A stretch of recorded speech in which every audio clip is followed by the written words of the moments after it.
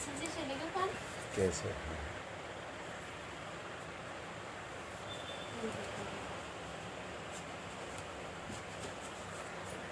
गायत्री महामंत्र एक बार मेरे साथ दोहराओ।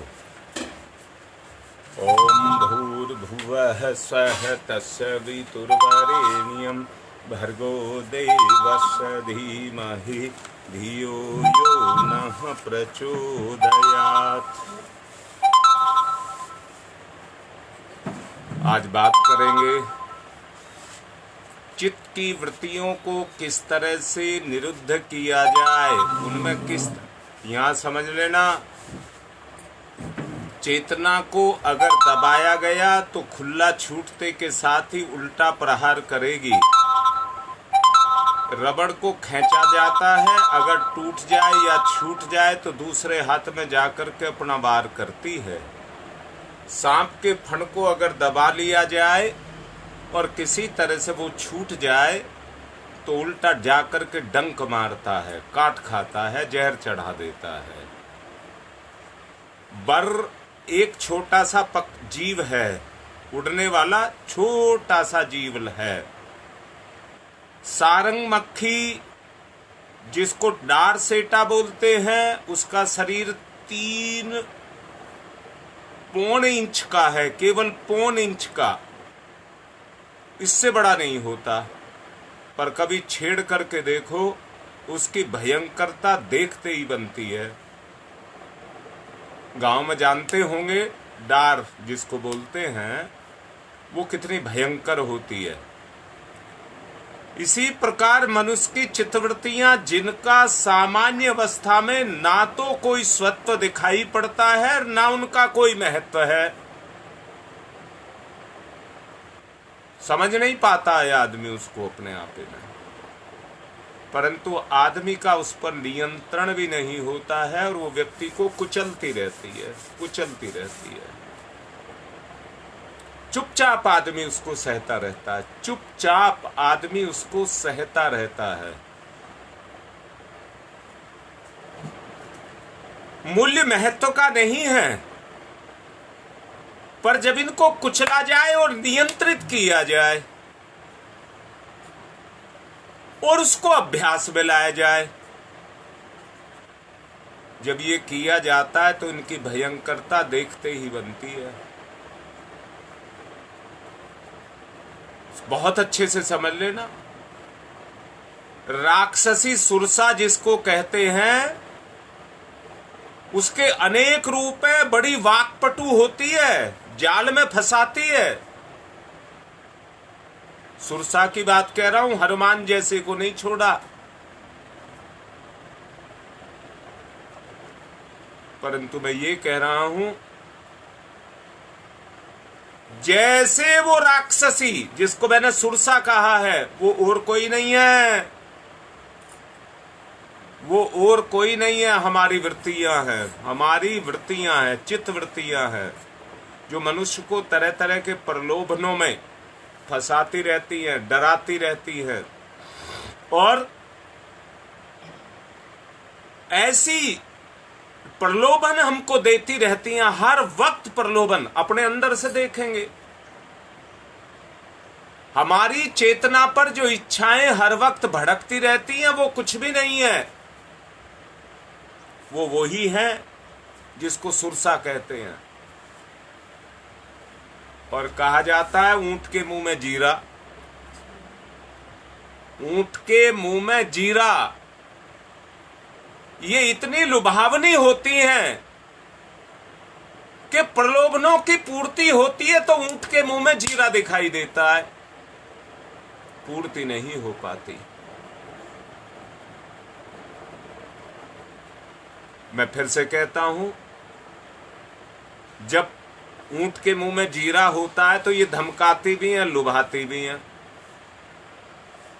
ऐसे कुचक्र में फंसा लेती हैं कि आदमी अपनी सिट्टी पिट्टी भूल जाता है। सारी जितनी क्षमताएं हैं, वो उसकी अपनी जितनी निजी क्षमताएं हैं, वो सब शिथिल हो जाती हैं। मैंने एक बात देखा, आप लोगों ने भी देखा होगा, जब भी कोई दुर्घटना घटती है तो घटना सबसे पहले आपकी बुद्धि को हर लेती है। इसके लिए कुछ मौके बताऊंगा। कभी भी ध्यान देना, जब कभी भूकंप आए तो आप चाहे कितने ही ज्ञानवान क्यों ना हो, उस समय आप खड़े रह जाएंगे। आपकी सोचने समझने की क्षमता ही खत्म हो जाएगी जब भूकंप आता है। यानी कि पृथ्वी पर एक ऐसा चुंबक पैदा होता है जो आपकी बुद्धि को निष्क्रिय कर देता है और आदमी हक्का बक्का देखता रह जाता है। आदमी को लौट करके चेतना तब आती है जब वो अपना काम कर चुका होता है।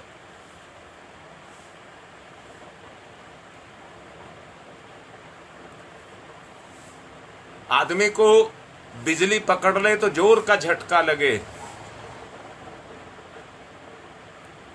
उसके बाद हाथ पैर भी काम करना बंद कर देते हैं, कपकपाना शुरू कर देते हैं, और बिजली को तार को हाथ लगाना लगे तो ऐसा लगता है डंक मार देगा। इतना डर उससे लगता है, इतना डर बैठा देता है। ऐसे ही अभ्यास के द्वारा चित्तवृत्तियां भी इतनी भयंकरता को धारण कर लेती हैं कि वो राक्षसी सुरसा की तरह अनेक रूप बनाने में बहुत पटु हो जाती हैं और धमकाती भी हैं और हमें निर्बल बनाती हैं। हमारी जितनी क्षमताएं हैं वहां जाकर के खत्म हो जाती हैं। निर्बल मन और अस्थिर बुद्धि के व्यक्ति उनकी एक झपाक में ठंडे होकर के योगाभ्यास छोड़ करके बैठ जाते हैं और इस स्वानुभूति की इच्छा मन की तरह ही रह जाती है। मैंने कल आपको कुछ बातें बताई थी। कुत्ते की ग्रहण शक्ति इतनी मजबूत होती है, वो कहीं भी जाएगा हर वक्त सूंघता सूंघता सूंघता सूंघता जाएगा, हर चीज को सूंघेगा।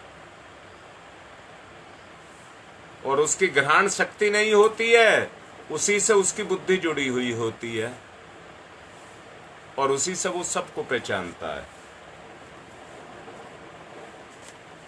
उसी से वो सबको पहचानता है। जब कभी ग्रहण पड़ता है और पूर्ण ग्रहण पड़े तो पक्षी अपने घोंसलों को लौटने लग जाते हैं।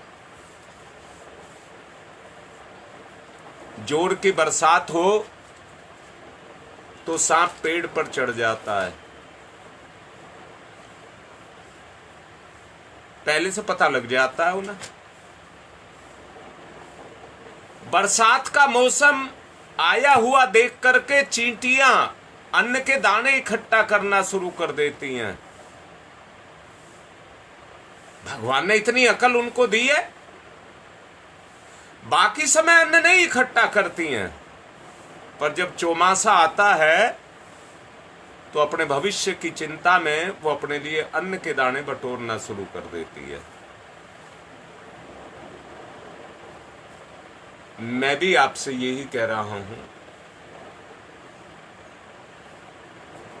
बड़े बड़े महारथी इस दुनिया में हुए हैं जो किम कर्तव्य मूड बनकर के खड़े देखते रह जाते हैं।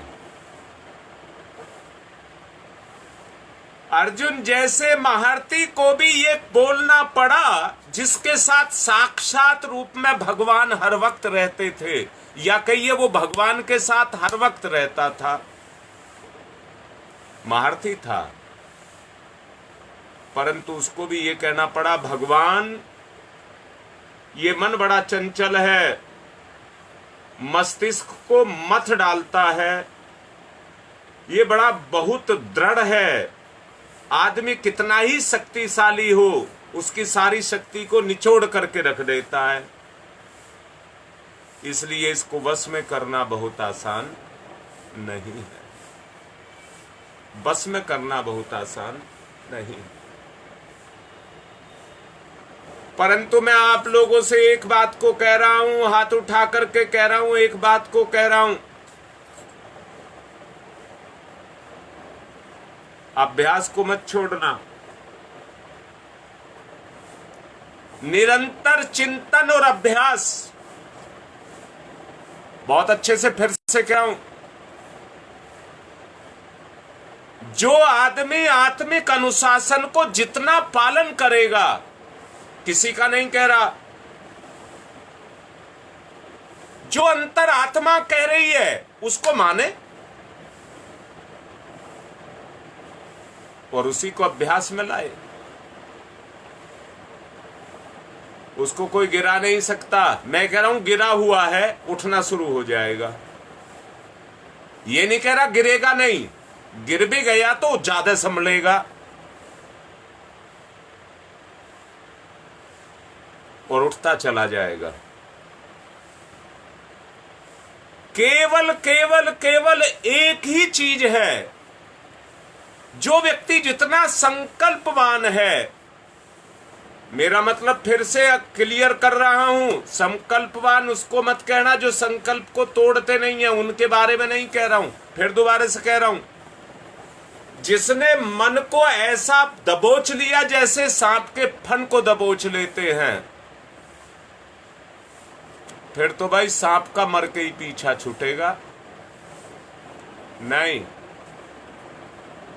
दोबारा से बोल रहा हूं, सांप छूटने का जोर लगाएगा, आप कस करके पकड़े रखना।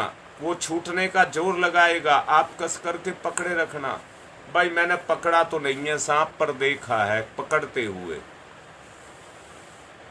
वो मुट्ठी बांध करके पकड़ लेते हैं, फिर भी वो मुट्ठी में से आगे को निकल जाता है, क्योंकि उसके पैर नहीं होती है, मांसपेशियां होती हैं।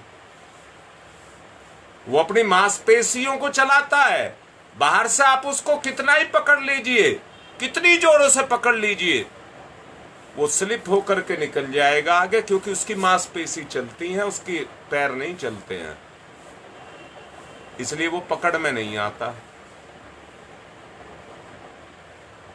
पकड़ में तो वो केवल एक ही जगह से आता, गले से आपने उसको पकड़ लिया तो आ जाएगा, क्योंकि गले में मांसपेशी नहीं होती है।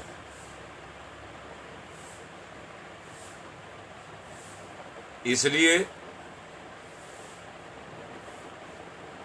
अगर सांप को आपने अपने बस में कर लिया तो वो जोर लगाएगा, जोर लगाएगा, जोर लगाएगा, पर लगाते लगाते थकता जाएगा।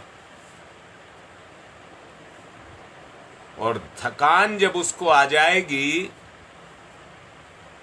तो अपनी चेष्टाओं को वो कम करने लग जाएगा।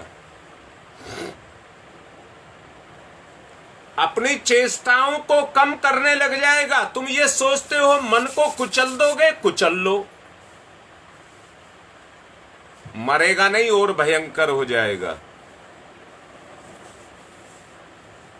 आपको चेष्टाएं करनी होंगी कि वो थक करके निढाल हो जाए और अपनी चेष्टाओं को छोड़ दे। मैंने पिछले दिनों एक दृष्टांत दिया था, आज भी दे रहा हूं। केकड़ा और बिच्छू में उनकी आकृति को देखा जाए तो कोई अंतर नहीं होता, दोनों बिल्कुल एक से होते हैं। केकड़ा पानी पर दौड़ लेता, बिच्छू जमीन पर ही रहता। केकड़े में जहर नहीं होता और बिच्छू में डंक होता है, जहर होता है। अंतर है। एक केकड़े में और बिच्छू में दोस्ती हो गई, आकार एक सा होने के कारण नदी के किनारे दोनों रहे करते थे। केकड़ा कहने लगा, भैया तू पानी पे दौड़ लेता है मेरी बिरादरी का, पर मैं नहीं दौड़ पाता, मुझे भी पानी पे दौड़ने का आनंद लेना चाहता हूं,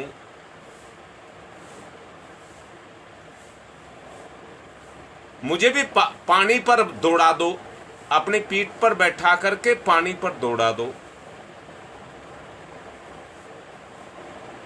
उन्होंने कहा भैया मुझे तुझसे डर लगता है।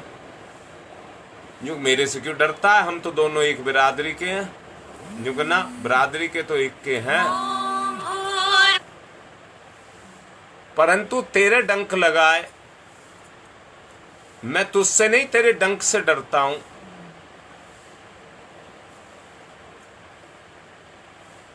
उसने कहा नहीं, मैं तेरे से वायदा करता हूं, मैं तुझे डंक नहीं मारूंगा। तो मुझे अपनी पीठ पे बैठा करके पानी पर घुमा दे। उसने कहा तो बैठ जा पीठ पर। वो पीठ पर बैठ गया और केकड़ा पानी पर दौड़ने लगा। इतने में एक लहर आ गई जो केकड़े और बिच्छू के ऊपर से उतर गई। अब बिच्छू को लगा अब तू मरेगा, बचने के चक्कर में वो भूल गया और उसने क्या किया, उस भूल के कारण, स्वभाव के कारण डंक चल गया और जाकर के केकड़े को लग गया। लहर अपना काम करके चली गई, परंतु बिच्छू भी अपना काम करके चला गया। अब तो केकड़ा पानी पे बीच में है और तड़फने लगा और तड़फ करके कहने लगा, केकड़ा भैया मैं तो जा रहा हूं, पर बचेगा तू भी नहीं, बचेगा तू भी नहीं, क्यों भी तू भी मझधार में है। मैं मरूंगा तो तू भी मरेगा। यही स्थिति हमारी और हमारे मन की होती है। मर्यादाओं को जितना तोड़ता है उतना ही हमारा आपा भी टूटता हुआ चला जाता है। क्या आपा टूट जाता है कि हम अपने धर्म से, अपने आचरण से, अपने चरित्र से, अपने स्तर से, अपने चिंतन से हम गिरते जाते हैं। पिछले दिनों से आपको समझाता आ रहा हूं, ज्ञानेंद्रियां ज्ञानेंद्रियां ज्ञानेंद्रियां, चेतना मन के अंदर,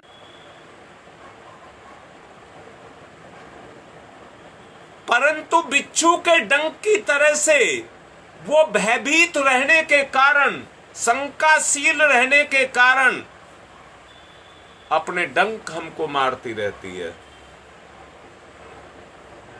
अपने डंक हमको मारती रहती है।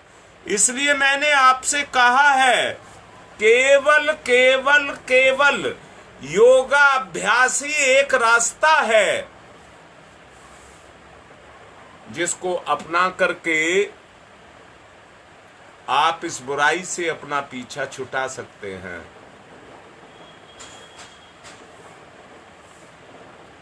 कोशिश किया जाए, मन को संतुष्ट किया जाए, शांत किया जाए।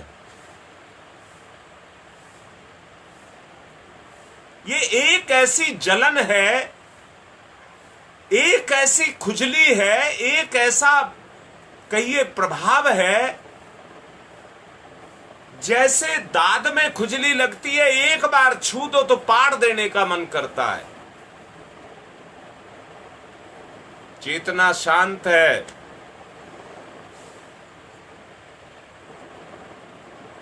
परंतु जैसे ही उसके अंदर इच्छा पैदा होती है वो अशांत हो जाती है।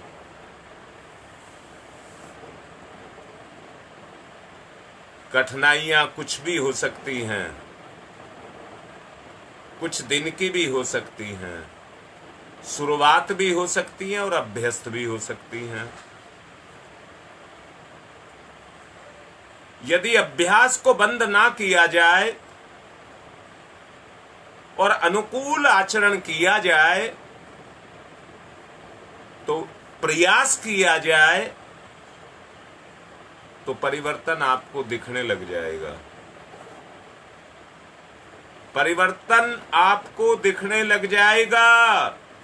भगवान श्री कृष्ण ने अर्जुन की बात को स्वीकार किया था। जो मैंने अभी आपको बताया। और तब कहा, निसंदेह अर्जुन, मन बड़ा चंचल है, परंतु जितना चंचल है उतने ही अभ्यास की भी आवश्यकता है अगर इसको बस में करना है तो। अगर आपने छूट दे दी तो यह आपको उजाड़ देगा। जैसे चटोरा बच्चा अपने ही घर में अपनी जीव की इच्छा की पूर्ति के लिए चोरियां करने लग जाता है, परंतु अपने लक्ष्य पर कभी नहीं पहुंच पाता। ऐसे ही हम भी अपने जीवन में अपनी इंद्रियों की पूर्ति के लिए कुछ करते रहते हैं, उससे चंचलता पैदा होती है।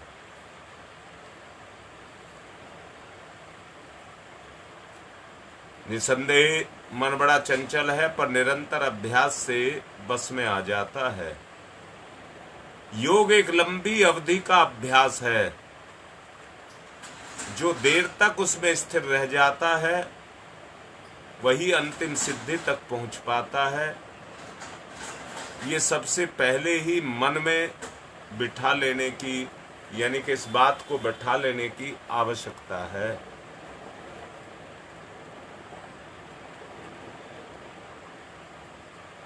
चित्तवृत्ति उपाय निरोध के दो उपाय हैं। चित्तवृत्ति निरोध के दो उपाय हैं, दो उपाय।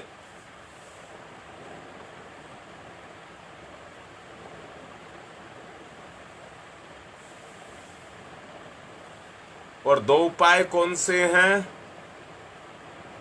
एक मनोवैज्ञानिक और दूसरा वैज्ञानिक। एक मनोवैज्ञानिक और दूसरा वैज्ञानिक।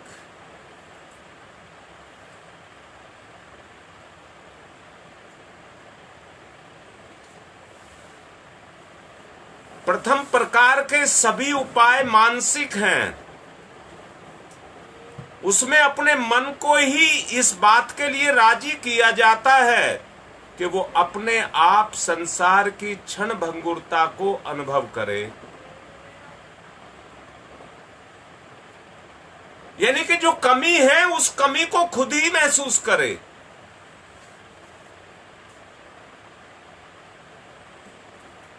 और इस बात की जिज्ञासा जागृत करे कि वस्तुतः स्थिति क्या है। जिस परिस्थितियों में हम बंधे हैं, बंधे होने के कारण मेरी स्थिति क्या है, इस बात को समझने की आवश्यकता है। जिज्ञासा इसी को कहते हैं। और भाई बड़े अपनेपन के साथ कह रहा हूं, इससे ज्यादा प्यार मैं कर नहीं सकता। अब मैं पूछ रहा हूं आप लोगों से, जब तक आप जिज्ञासा को जागृत नहीं करेंगे, जिज्ञासा को जागृत नहीं करेंगे, तब तक कुछ नहीं कर पाएंगे। आवश्यकता किसकी है? अपनी जिज्ञासा को जागृत करने की आवश्यकता है। हम क्या हैं? मेरी स्थिति क्या है? अच्छा, आदमी अपने आप ही अपनी बड़ाई करता है, अपने आप ही अपनी बड़ाई करता है। मंचों पे मैंने देखा माला पहनाने के लिए लाई जाती हैं, वो मौका देखते हैं खुद उठा करके अपने गले में माला पहन लेते हैं।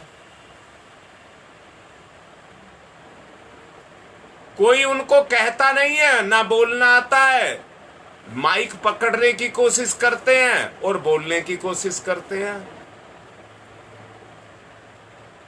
अपना प्रभाव डालने के लिए। मैं यही बात आपको समझाना चाह रहा हूं। आदमी को अपनी स्थिति को समझना चाहिए, मेरी स्थिति क्या है, और जिज्ञासु होकर के अपनी जिज्ञासा को जागृत करना चाहिए। भाई याद रखना, जितनी जिज्ञासा जागृत होती चली जाएगी, मनोवृत्ति में वो क्रियाशील होती चली जाएगी। मनुष्य शरीर में हम किस तरह फंसे हुए हैं, किस तरह उसमें मुक्ति और पूर्ण आनंद, जिसके लिए हमारी चाह अनवरत रूप से काम कर रही है, उसकी प्राप्ति कैसे की जाए। कल मेरे पास एक कार्यकर्ता आए, मैं उनसे बात कर रहा था। बात करते करते एक चीज, बात विषय ये आया कि जिनके नकली दांत चढ़ जाते, नकली दांत, उनको भोजन पराया सा लगता है। उनको भोजन पराया लगता है। पुरुषों के जब सिर के बाल बड़े हो जाते हैं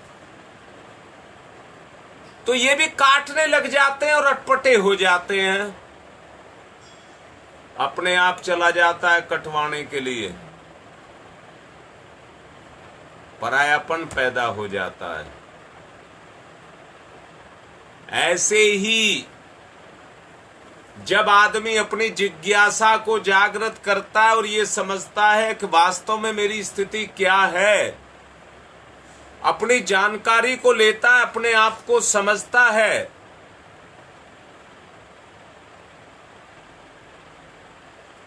तब उसके पास अंदर, अभी मैंने कहा जीवन क्षणभंगुर है। ना ये बच्चे को देखता है, ना बूढ़े को देखता है, ना जवान को देखता है, ना अपने को देखता है, ना पराये को देखता है। किसका कब नंबर आ जाए कोई पता नहीं है। पर ये अपने आप को तो देखता है। जब ये अपने आप को देखता है,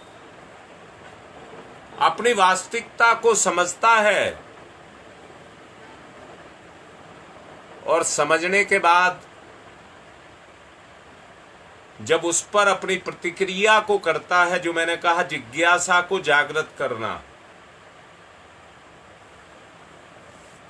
तब उसकी चेतना में वो क्रियाशीलता शुरू होती है, जिसको आदर्श कहते हैं।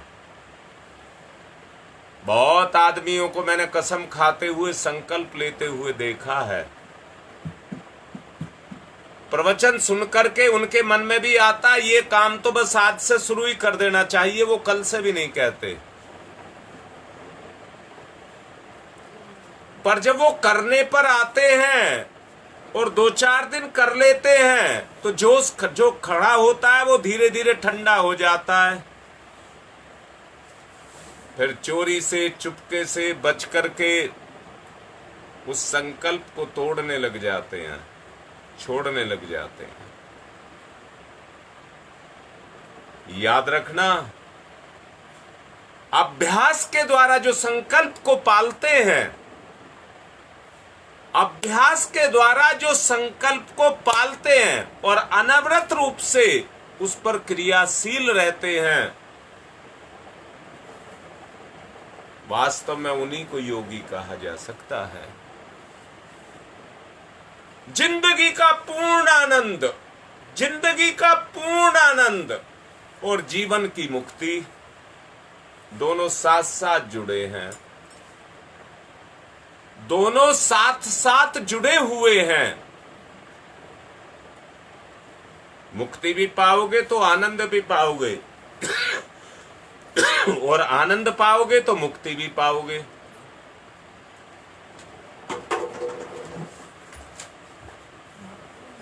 शरीर सुख चाहता है, मन प्रसन्नता चाहता है, आत्मा आनंद चाहती है।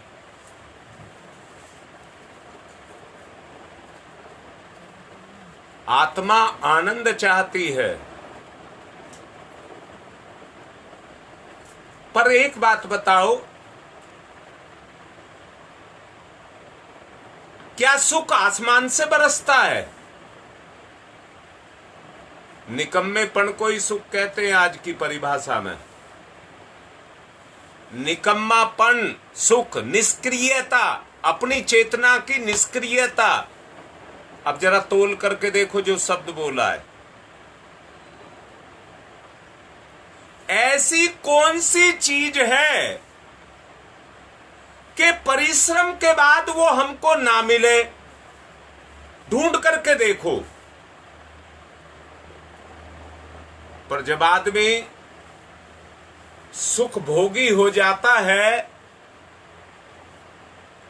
तो उतना ही निकम्मा भी हो जाता है। निकम्मा होने के बाद चेतना निष्क्रिय हो जाती है। प्रसन्नता की जगह खीज, चापलूसी जन्म लेती है। फिर वो प्रसन्न रखने के लिए क्या करता है? दूसरे को अपने जैसा बनाने की कोशिश करता है, ढूंढता है। जिस सुरसा की बात कही, वो अपने भोजन को ढूंढती फिरती है और दूसरे के जीवन को खा करके नरक बना करके अपनी इच्छाओं को पूर्ण करती है।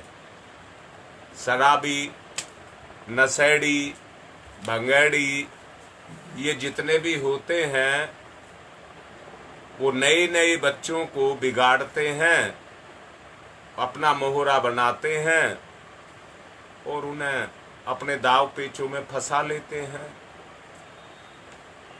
यही स्थिति हमारी भी बन जाती है।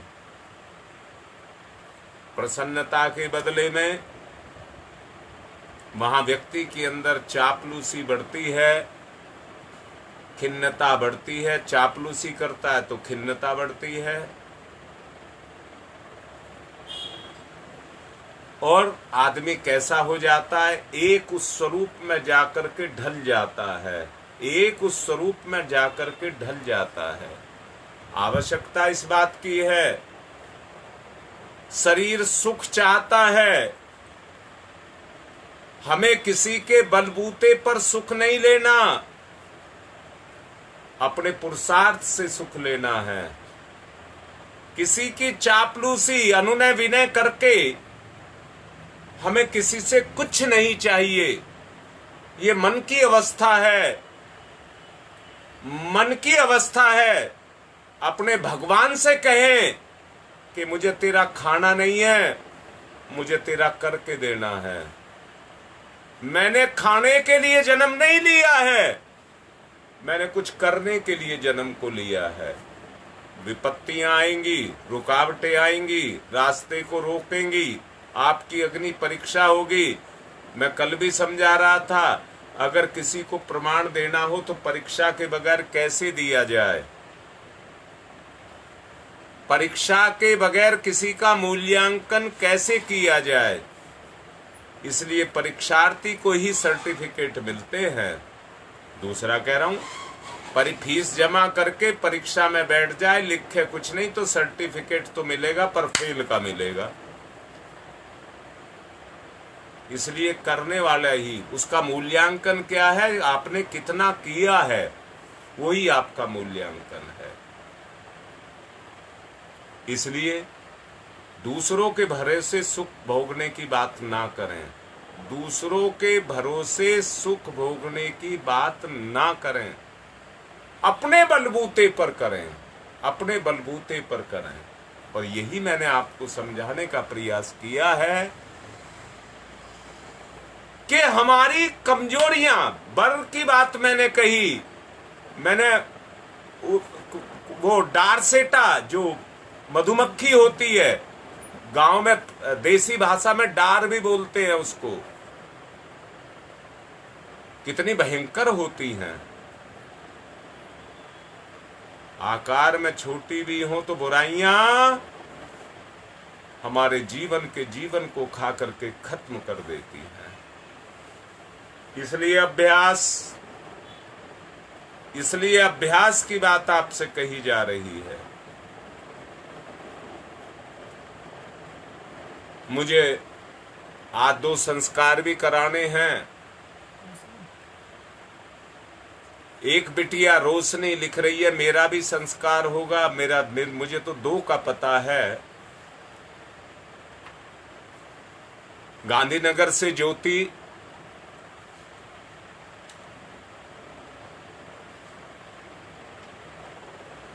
और गंगा विहार से आस्था, दोनों का पुंसवन संस्कार होना है। रोशनी अपना लिखे कौन सा संस्कार होगा।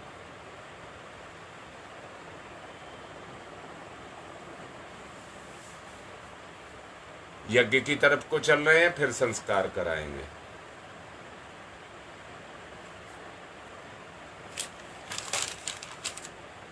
तैयारी कर लें।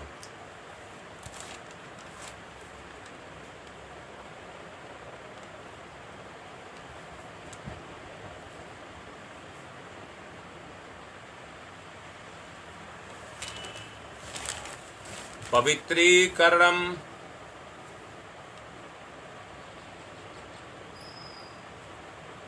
ठीक है बेटा, करा रहा हूं। ओम मैं पवित्र है पवित्रो वा सर्वावस्थांगतो अपि वाह यह सम्रेत पुंडरीकाक्षम सबाह्याभ्यंतरः शुचिः। ओम पुनात् पुंडरीकाक्षः पुनात् पुंडरीकाक्षः पुनातुः आचमनम। 2-3 बार जल पिएंगे। भावना को मैंने बार बार कह रहा हूं, मन की चंचलता स्थिर करने के लिए ये सब क्रिया की जाती हैं। ओम अमृतो प्रस्तरणमसि स्वाहा।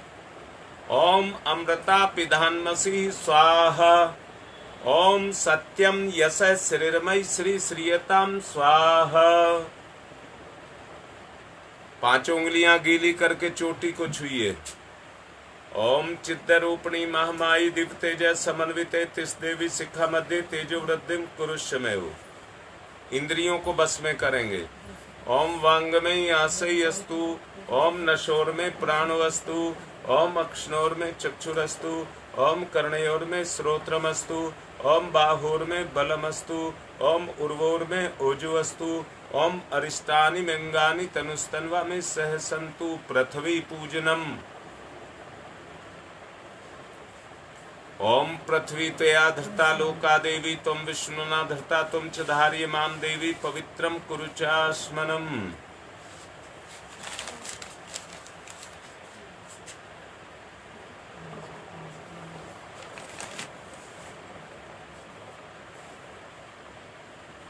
चंदन धारणम, एक दूसरे को तिलक लगाएं। ओम चंदनस्य महत्यपूर्णम पवित्रम पापनाशनम आपदाम हरते नित्यम लक्ष्मी तिष्ठति सर्वदाम। व्रत लें, मुट्ठी बांध करके संकल्प लें। जिन्होंने कलावा नहीं बांध रखा हो बांध लें। ओम व्रतेन दीक्षा मापनोति दीक्षा यापनोति दक्षिणाम दक्षिणाम श्रद्धया मापनोति श्रद्धया सत्यमाप्यते। कलश का पूजन करेंगे। ओम तत्वायामि ब्रह्मणा वंदमानस्तदा शास्ते यजमानो हविर्भिः अहेडमानो वरुणैः बोध्यर्षः वंशमानयायुः प्रमोसीः।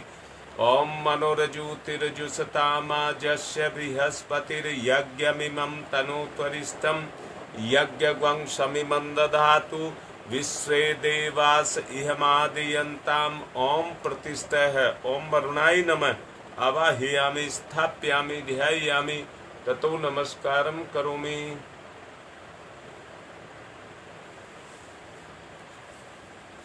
परम पूज्य गुरुदेव पहले दीपक का पूजन करेंगे।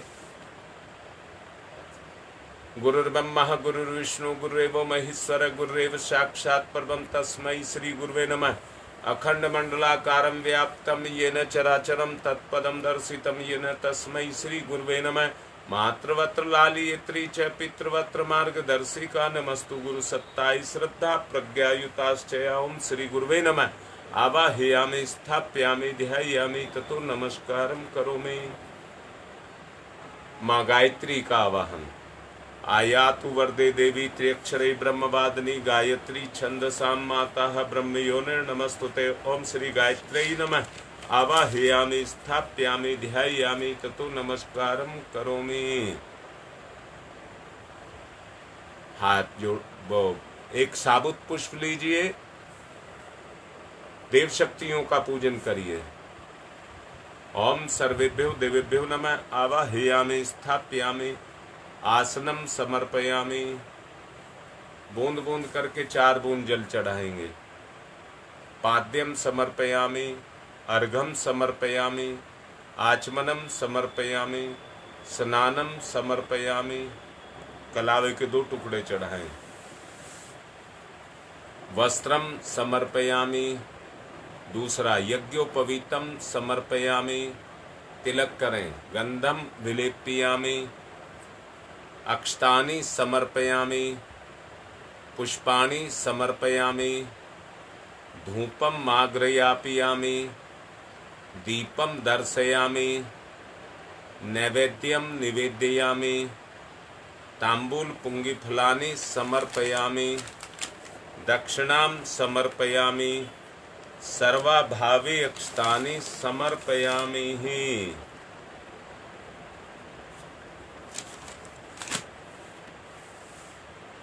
ततौ नमस्कारम करोमि। नमोस्तनंताय सहस्रमूर्तये सहस्रपादाक्ष शिरोर्बाहवे सहस्रनाम्ने पुरुषाय सारस्वते सहस्रकोटि युग धारणे नमः। सहस्रकोटि युग धारणे नमः। रक्षा विधान करेंगे। बाएं हाथ पर चावल लेकर सीधे हाथ से जिस दिशा में कहा जाए उसमें चावल फेंकेंगे। ओम पूर्वे रक्षतु वाराह आग्नेयाम गरुध्वज दक्षिणे पद्मनाभमस्तु नैऋत्याम मधुसूदन पश्चिमे चैव गोविंदो वायव्याम तु जनार्दन उत्तरे श्रीपति रक्षेद ईशान्यम हि महेश्वर ऊर्ध्वं रक्षतु धातावो हयोधो अनन्तस्य रक्षतु अनुक्तमपि यतस्थानं रक्षत विसोममार्धिक अपसर्वन्तु ये भूता भूमि संस्थिता भूता विघ्न कर्तारस्ते गच्छन्तु शिवाज्ञया अपक्रामन्तु भूतानि पिशाचा सर्वतो दिशम सर्वेषां विरोधेन यज्ञ कर्म समारभे। पुष्प अक्षत लेकर के सभी ऋषि सप्ताहों का आवाहन करेंगे। सबसे पहले गौतम ऋषि का। श्रोत्र कर्म के संप्रदाय का जिनने किया परिवर्तन था, अग्निहोत्र की परंपरा में किया सुखद संशोधन था। सभी प्राणियों के जो प्रिय उन गौतम ऋषि को आज नमन। ऋषि प्रिय थे जो रहे ना निष्क्रिय, उन गौतम ऋषि को आज नमन। ओम गौतम सर्वभूतानाम ऋषीणाम च सदा प्रियम। ओम श्री गौतमाय नमः। आवाहयामि स्थाप्यामि ध्यायामि ततो नमस्कारम करोमि। भारद्वाज ऋषि। सदा अध्ययन को तत्पर ऋषि भारद्वाज का है वंदन। अतल ज्ञान के ते सागर ऋषि भारद्वाज का है वंदन। हे ऋषिवर ये भाव भरा आमंत्रण है स्वीकार करें। हम सबका आतिथ्य यज्ञ में स्वयं आकर अंगीकार करें। ओम गोत भारद्वाज नमस्तुते सदा अध्ययन तत्पर आवाह्यामि यज्ञे अस्मिन् पूज्यं प्रतिगृह्यतामः। ओम भारद्वाजाय नमः। आवाह्यामि स्थाप्यामि ध्यायामि। विश्वामित्र ऋषि का आवाहन। तेजस्वी प्रज्वलित अग्नि से तप की जो प्रतिमूर्ति बने, गायत्री की प्रतिष्ठापना करके जग की पूर्ति बने, उन ऋषि विश्वामित्र को करते हम सबन नमन। यहाँ कृपा करें ब्रह्म ऋषि आपका हो सुकर आगमन यहाँ। ओम विश्वामित्र नमस्तुभ्यम ज्वलदा अग्नि संप्रभम अध्यक्षी कृत गायत्री तपोरूपेण संस्थिता। ओम विश्वामित्राय नमः। आवाहयामि स्थाप्यामि ध्यायामि ततो नमस्कारम करोमि। कश्यप ऋषि का आवाहन। हे कश्यप ऋषि सदा आपको जगती ने सम्मान दिया और आपने प्राणी मात्र को विपुल दया का दान दिया है। प्रार्थना हमारी हम पर भी कुछ कृपा करें ऋषिवर। हम सबकी पूजा अर्चा स्वयं स्वीकार यहाँ आकर करें। ओम कश्यप सर्वलोकाढ्य सर्वबुद्धयाकार असित्व त्वं प्रथयामि स पूज्यं प्रतिगृह्यताम्। ओम कश्यपाय नमः आवाहयामि स्थापयामि ध्यायामि ततो नमस्कारम करोमि। ऋषि जमदग्नि का आवाहन। हे ऋषिवर जमदग्नि, जिन्हें बिल्कुल समान हर सुख दुख था और कठोर तप के सुतेज से जो ज्वलायमान मुख था, तपोमूर्ति उस ऋषि का होता आज यहाँ आवाहन है। महायज्ञ में उन्हीं पूज्यवर का वंदन अभिनंदन है। ओम जमदग्नि महातेजा तपसा ज्वलति हतम आवाहयामि यज्ञे अस्मिन् पूज्यं प्रतिगृह्यताम्। ओम जमदग्नै नमः आवाहयामि स्थापयामि ध्यायामि ततो नमस्कारम करोमि। वशिष्ठ ऋषि का आवाहन। सबके परम हितैषी ऋषिवर आप धर्म मूर्ति रहे, कार्य कुशल इतने के जग के हर कर्म के हर युग के अनुरूप रहे। जनहित से जन की करुणा से भरा सदा जिनका मन है, उन मुनि श्रेष्ठ वशिष्ठ पूज्यवर का सदा सादर आवाहन है। ओम नमस्तुभ्यं वशिष्ठाय कर्म कृते महामुने धर्म रूपाय महते लोकानाम हितकारणे। ओम वशिष्ठाय नमः आवाहयामि स्थापयामि ध्यायामि। अत्रि ऋषि का आवाहन। हे ऋषि ब्राह्मण श्रेष्ठ, विश्व में जन जन के हितकारी हैं, तपय पूत है, सत्य रूप है, तेजस्वी वृद्धधारी है। हे महान ऋषि अत्रि, आपको नमस्कार हम सबका है। आज आप पर भी ऋषिवर कुछ यज्ञ भार हम सबका है। ओम अत्रै नमस्तुभ्यं सर्वलोक हितैषिणे तपो रूपाय सत्याय ब्रह्मणे मित्र तेज से। ओम अत्रै नमः आवाहयामि स्थापयामि ध्यायामि ततो नमस्कारम करोमि। मातृशक्ति के रूप में मारुंधति का आवाहन। सुख सौभाग्य प्रदायत्री माता, बालक शीश झुकाते हैं, इस पुनीत बेला में हे ऋषि माता तुम्हें बुलाते हैं। हम बौद्ध बालक हैं माता, कर लो पूजा ग्रहण अभी, यहाँ यज्ञ मंडल में होवे ममता का अवतरण अभी। ओम अरुंधत्यै नमस्तुभ्यं सर्वलोक सौख्य प्रदायिनी, एहि मंडले मध्ये त्वं नमः पूज्याम ग्रहण में। ओम अरुंधत्यै नमः आवाहयामि स्थापयामि ध्यायामि ततो नमस्कारम करोमि। अब बच्ची का 3 बच्चों का संस्कार है, आप सब मिलकर के उस संस्कार को करेंगे। पुंसवन संस्कार।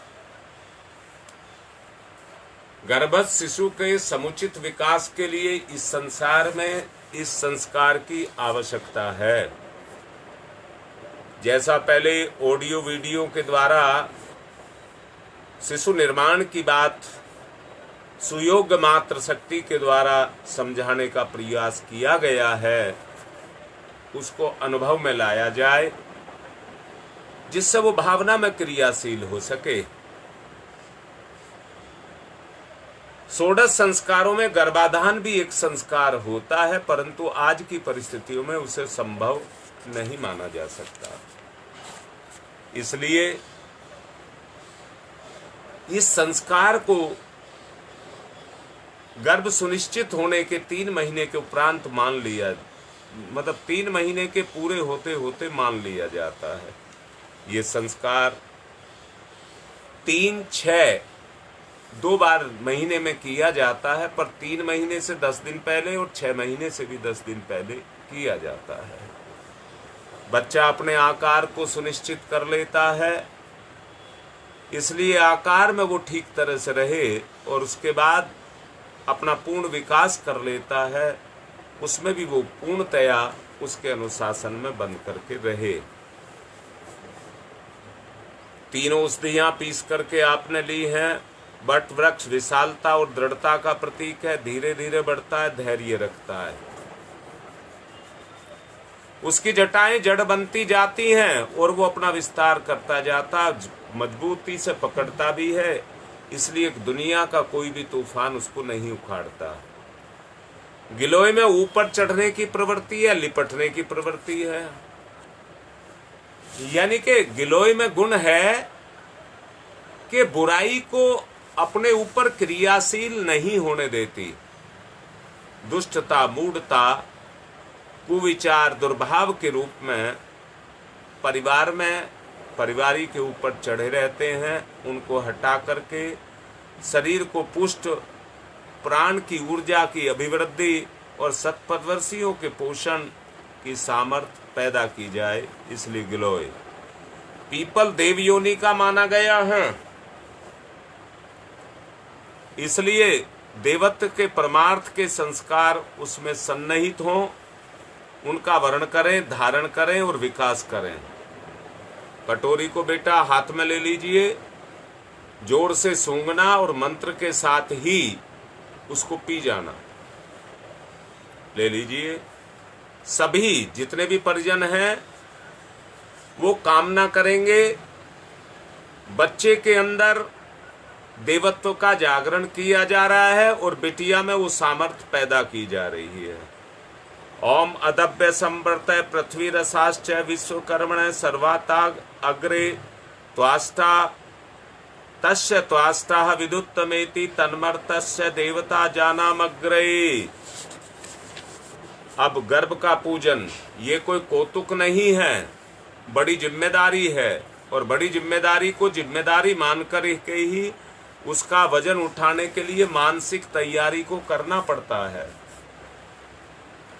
गर्भ के माध्यम से जो जीव प्रकट होना चाहता है वो ईश्वर का प्रतिनिधि है। समुचित व्यवस्था, भगवान के आने की स्वागतार्थ तैयारियां सब की जाएं, सब भावना करेंगे। गर्भिणी के माध्यम से घर परिवार में जो चेतना आने जा रही है उसके पूजन के लिए या उसके आदर सत्कार के लिए ये कार्य किया जा रहा है। माता अपने हाथ में पुष्प चावल ले ले और अपनी नाभि से लगाए। आने वाले बच्चे का भावना से, सद्भाव से अनुग्रह दे करके उसको लाभ दिया जाए, उसका पूजन किया जाए। ओम सुपर्णवसी गुरुत्वमान स्त्रो शिरो गायत्रम चक्षुर्विदंतरे पक्षो स्तोम आत्मा छंदाग्वंग संयंगानी यजुग्वंग सी नाम शांति तन्वा दिव्यम यज्ञम पूषणीयम धिष्णीय सफा सुपर्णो असी गुरुत्वमान दिव्य गच्छ स्वपतः है। अब आश्वासन। पहला आश्वासन माँ अपने बच्चे को देगी, दूसरा आश्वासन पति अपनी पत्नी को देगा और तीसरा आश्वासन समाज दोनों को देगा। क्या आश्वासन देंगे? कि आप इस दुनिया में आकर के यतीम नहीं हैं, आपका इस दुनिया में भगवान ने स्थान बनाया तो आपका स्थान है। जो इस दुनिया में आकर के आपको मिलना चाहिए वो देव कृपा से आपको मिलेगा। ऐसा भाव करते हुए पति अपना हाथ पत्नी के कंधे पर रख ले और पत्नी अपना हाथ बच्चे के या अपनी नाभि पर रख ले और सभी हाथ उठा करके दोनों को आशीर्वाद दें। पति पत्नी की उन जिम्मेदारियों को जो बोझ के रूप में अपने ऊपर लें, पर उस पर बोझ ना आने दें, क्योंकि उसके शरीर में दो शरीरों का बोझ लेकर के चल रही है।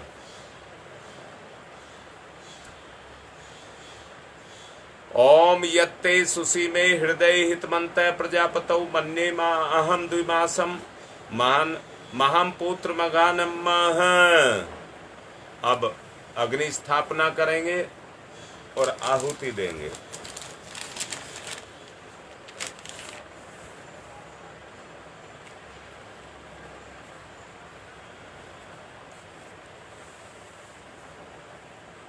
ओम भूर्भुवः स्वः द्यौरिव भूम्नाः पृथिवीवरिव्नाः तस्यास्ते पृथिवी देव यज्ञे पृष्ठे अग्निं मनाद मन्नाधाया दधे अग्निं दूतं पुरो दधे हव्यवाहमुपपूर्वे देवामासाद यादिह।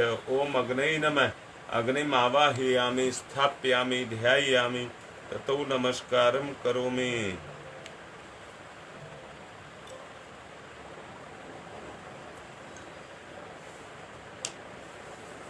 समीधा दान करेंगे।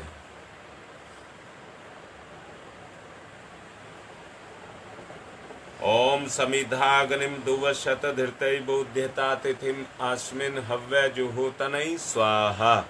इदम अग्नि जात वेद से इदम नमम। दूसरी ओम सुसमिधाय ओम समिधाग्निम दुवशत धृतै बोध्यता तिथिम आस्मिन हव्य जुहोतनै स्वाहा। इदम अग्नि इदम नमम। तीसरी ओम सुसमिधाय सोच से घृतम तीव्रम जुहोतन अग्नि जात वेद से स्वाहा। इदम अग्नि जात वेद से इदम नमम। चौथी ओम तम त्वा समित भृंगिरो घृतेन वर्धयामसि बृहच्छोछाय विष्टयै स्वाहा। इदम आग्ने अंगिर से इदम नमम। जल प्रसेचनम, चम्मच में जल लेकर के कुंड के बाहर जिधर कहा जाए जल छोड़ेंगे। ओम अदिते अन्मन्यस्व इति पूर्वे, ओम अनुमते अन्मन्यस्व इति पश्चिमे, ओम सरस्वताय अन्मन्यस्व इति उत्तरे।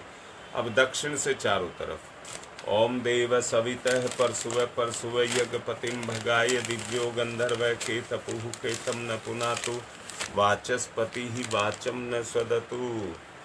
घी के साथ आहुति देंगे। स्वाहा पर घी कुंड में जाए। ओम प्रजापतये स्वाहा। इदम प्रजापतये इदम नमः। ओम इंद्राय स्वाहा। इदम इंद्राय इदम नमः। ओम अग्नये स्वाहा।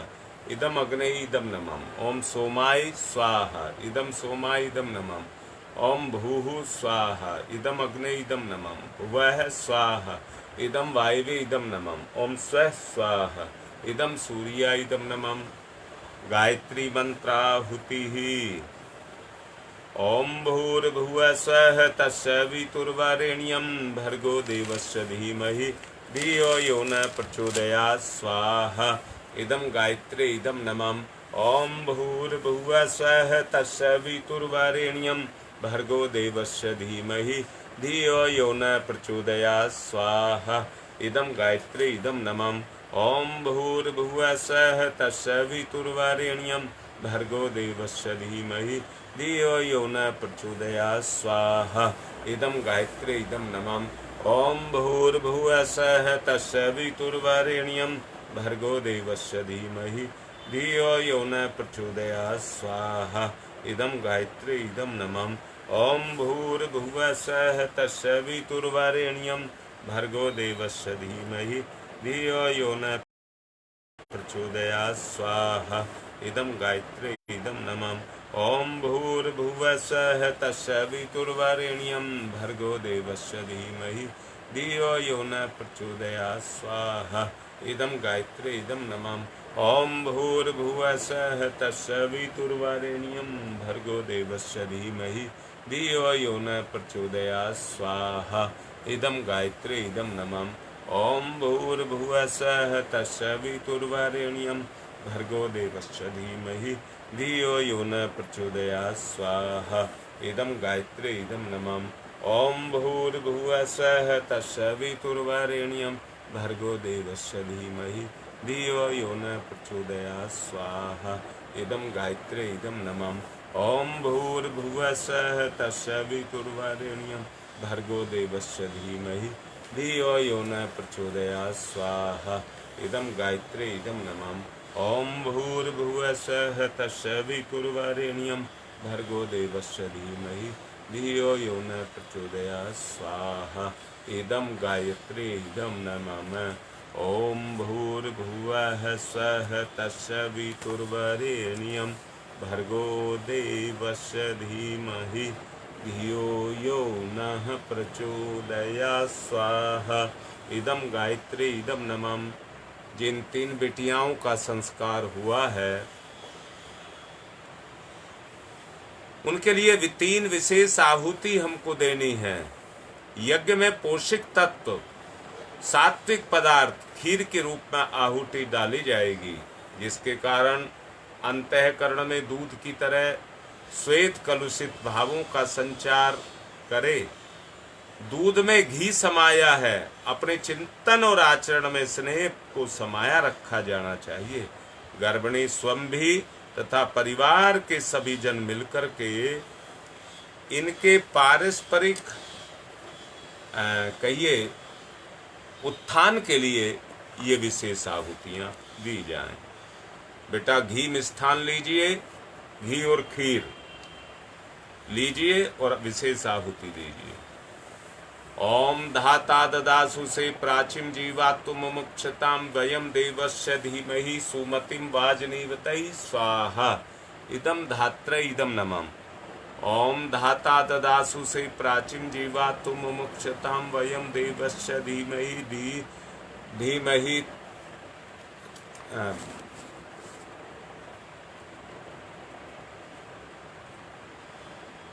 सुमतिम वाजनीवतै स्वाहा इदम धात्र इदम नमः।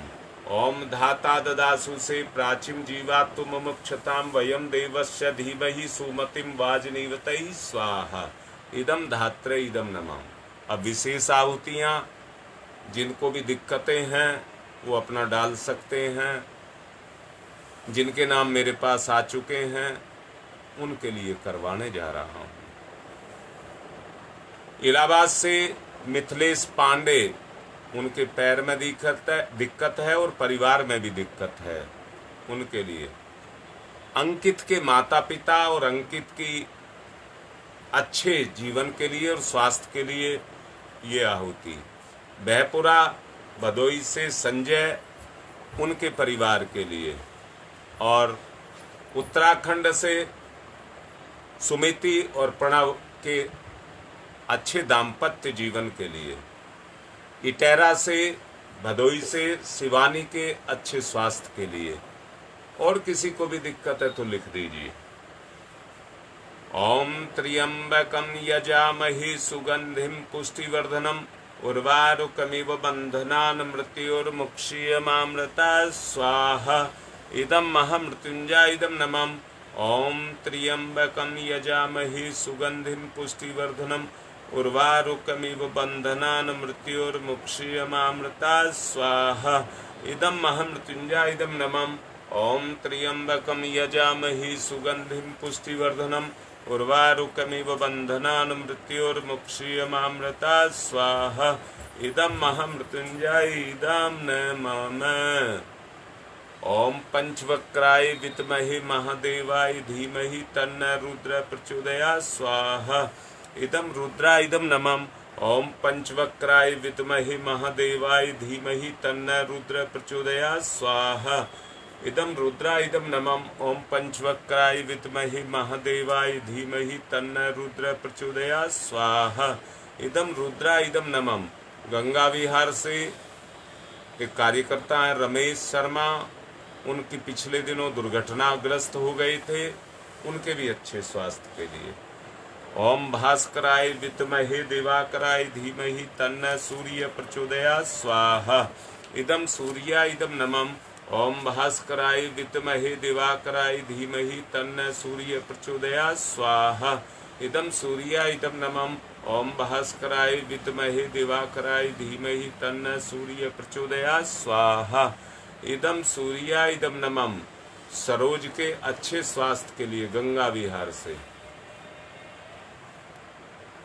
ओम प्रखर प्रज्ञाय विद्महे महाकालाय धीमहि तन्नो श्रीराम प्रचोदयात् स्वाहा इदम महाकालाय इदम नमः। ओम सजल श्रद्धाय विद्महे महाशक्ति धीमहि तन्नो माता भगवती प्रचोदयात् स्वाहा इदम महाशक्ति इदम नमः। कृमिनाश के लिए आहुति। ओम उद्दाना दिव्य कृमि हंतु विमोचन हंतु रसंभि ते अंत कृम्यो गवि स्वाहा इदम आदित्य गणेभ्य इदम नमः। रश्मि के लिए गंगा विहार से, और दीपा के लिए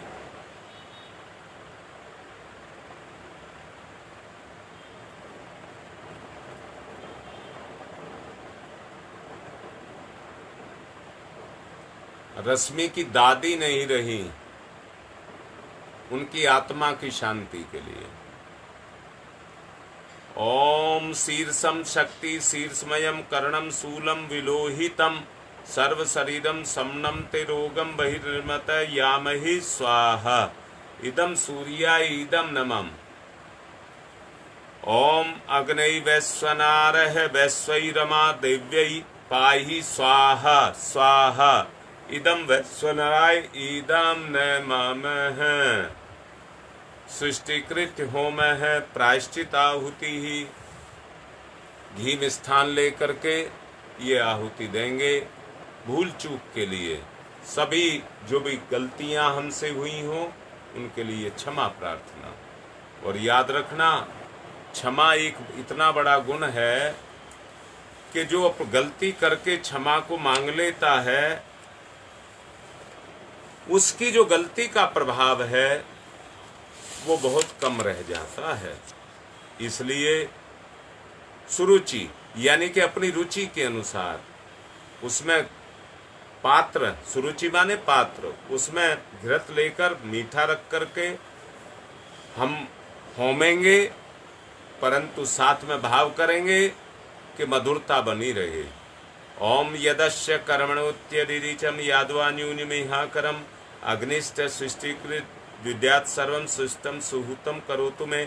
अग्नि सृष्टिकृते सुहूते सर्वप्रायश्चिता हुतीनां कामानां समृद्धैत्रे सर्वान् कामान् समृद्धयै स्वाहा। इदम अग्नि सृष्टिकृते इदम नमः। पूर्णाहुति खड़े होकर के करेंगे। ओम पूर्णमिदः पूर्णमिदं पूर्णात् पूर्णमुदच्यते पूर्णस्य पूर्णमादाय पूर्णमेवावशिष्यते।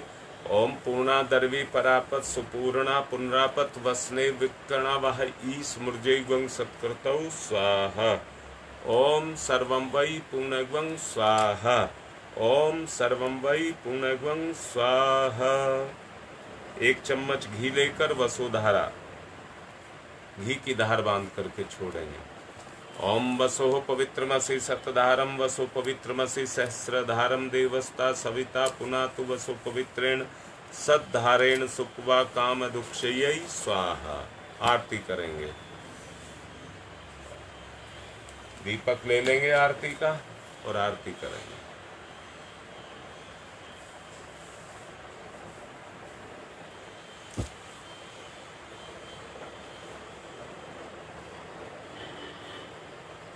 ओम यम ब्रह्म वेदांत विदो वदन्ति परमं प्रधानं पुरुषं तथान्ये विश्वो दग्धे कारणमीश्वरं वा तस्मै नमो विघ्न विनाशनाय। ओम यम ब्रह्म वरुणेन्द्रुद्रमरुतः स्तुन्वन्त दिव्य स्तवे वेदै सांग पद क्रमणोपनिषदै गारयन्ति यम शामगा ध्यानावस्थित तद्गतेन मनसा पश्यन्ति यम योगिनो यशांतम न विदुसुरासुरगुणा देवाय तस्मै नमः। देवाय तस्मै नमः। कर्पूर गौरम करुणावतारम संसार सारम भुजगेन्द्रहारम सदा वसंतम हृदयारविंदे भवम भवानी सहितं नमामि। त्वमेव माताश्च पिता त्वमेव बन्धुश्च सखा त्वमेव विद्या ददनं त्वमेव सर्वं मम देवदेव। मंगलम भगवान विष्णु मंगलम गरुड़ध्वज मंगलम पुंडरीकाक्षाय मंगलाय तनोहरि। शांति पाठ के लिए कलश ले लें, सबके हाथ में पुष्प चावल दे दें। और जो तीनों बच्चियां हैं जिनका भी संस्कार हुआ है वो उसमें से यज्ञ का बचा हुआ अवशिष्ट उसको प्रसाद के रूप में ग्रहण करें। थोड़ा सा भी खा लेंगे, बाकी बाद में खा लेंगे। ओम पयः पृथिव्यां पय ओषधीषु पयो दिव्यांतरिक्षे पयो धाः पयः स्वस्ति परदिशः सन्तु मह्यम्। अब शांति पाठ।